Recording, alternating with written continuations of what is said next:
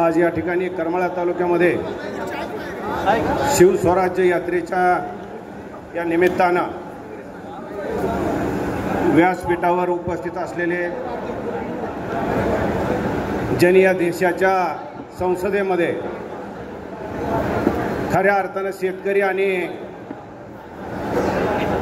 सर्व या देशातील नागरिकांचे प्रश्न अतिशय पंतप्रधानाच्या समोर खडेतोडपणे ज्यांनी संसदेमधला आवाज देशामध्ये घुमवला त्या आपल्या नेत्या आदरणीय खासदार सौ सुप्रियाताई सुळे, दुसरे आपले नेते जे शेतकऱ्याच्या कांदा आणि दुधाच्या प्रश्नावरती मोदीला सुद्धा 5 ग्लास पाणी प्यावं लागलं अशा पद्धतीचा संसदेमध्ये ज्यांनी आवाज उठवला ते डॉक्टर अमोलजी कोल्हे आणि आपले या ठिकाणी अतिशय माढा लोकसभा मतदारसंघाच्या या चुरशीच्या निवडणुकीमध्ये की ज्यांनी अक्षरशः या मतदारसंघामध्ये माढ्याच्या मतदारसंघामध्ये पैशाचा पाऊस पडला आणि खऱ्या अर्थाने ग्रामपंचायतच्या निवडणुकीला देखील सुप्रियाताई एवढा पैसा आमच्या लोकांनी बघितला नाही, तेवढा देखील पैसा तुमच्या सुद्धा मतदारसंघामध्ये आणि माढा मतदारसंघामध्ये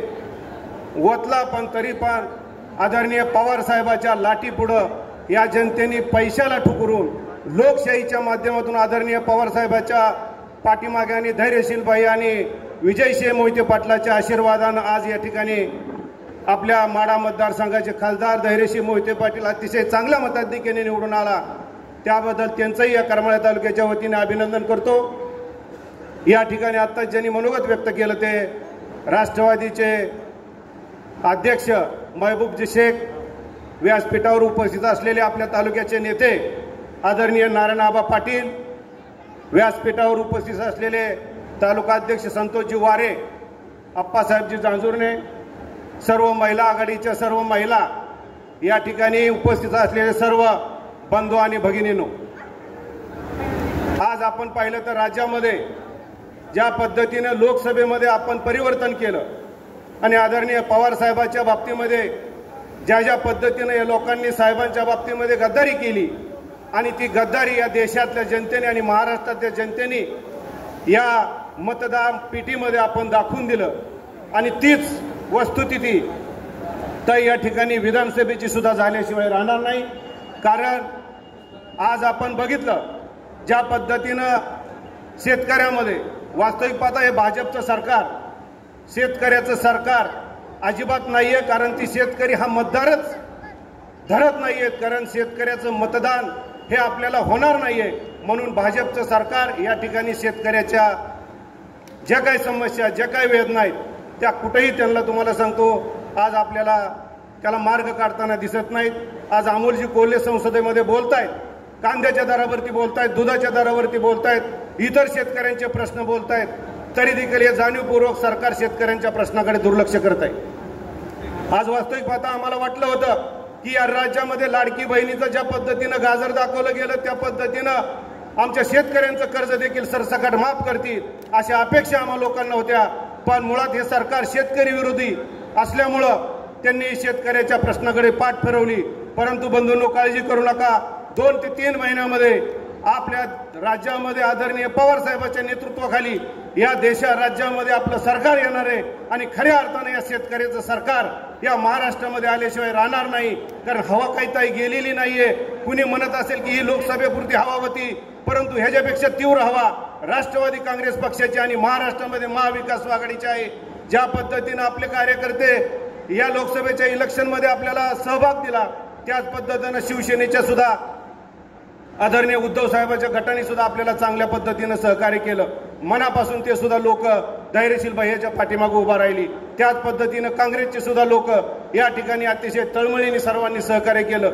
म्हणून धैर्यशील भैया ज्यावेळेस इलेक्शनच्या अगोदर त्यांच्या कुटुंबातली सर्व लोक फिरत होती त्यावेळेस लोकांनी सांगितलं होतं की तुम्ही फक्त साहेबांना सोडू नका, तुतारी हातात घ्या, मतं आम्ही तुम्हाला देऊ, आणि त्याच पद्धतीने धैर्यशील मोहिते पाटलांनी विजयदादाच्या मार्गदर्शनाखाली अतिशय चांगला निर्णय घेतला आणि आदरणीय पवार साहेबांच्या नेतृत्वाखाली आपण आज एवढा प्रचंड मताधिक्यता आम्ही देऊ शकलो। जवळजवळ 42,000 आणि पिपाणीने पडलेली मतदानं 16,000 जवळजवळ 60 ते 65 हजार मताधिक्य आपण या ठिकाणी आपण देऊ शकलो। त्याच्यामध्ये नारायण आबाचा पण फार मोठा सहभाग या भागामध्ये होता।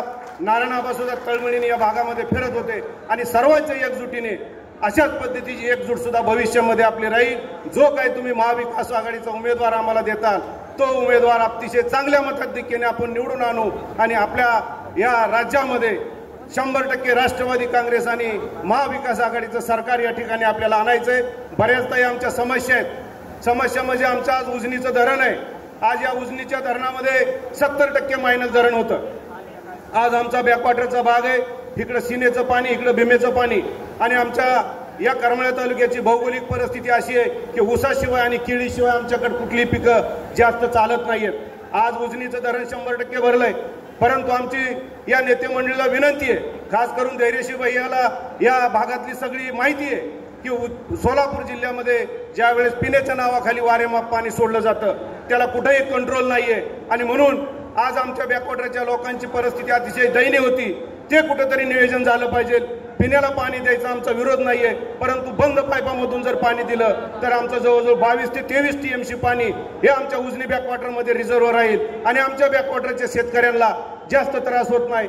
ताई, या ठिकाणी 70% धरण मायनस गेल्यानंतर आमचे 50% लिफ्ट बंद पडली, आम्हाला मोटरी गुंडून आणावं लागल्या।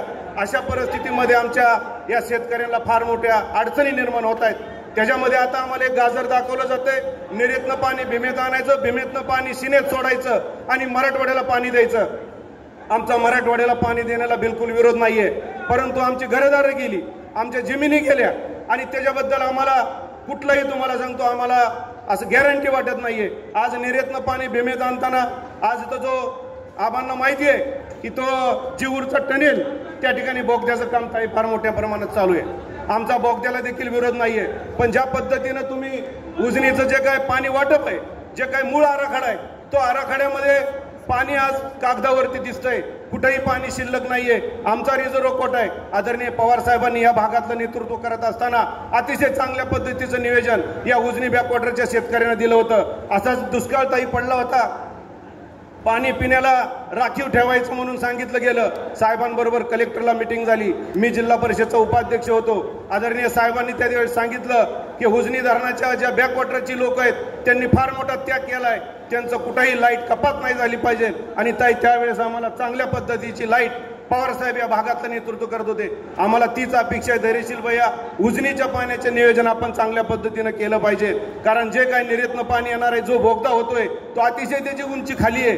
आज जर आमचं या ठिकाणी तुम्ही म्हणताय की बाबा पुराचं पाणी जे ओव्हरफुलचं पाणी आम्ही सोडणार आहे, मग तुम्ही एवढं डीप मध्ये हा बोगदा घेता कशाला? आम्ही कोर्टात जाण्याची तयारी ठेवली आहे।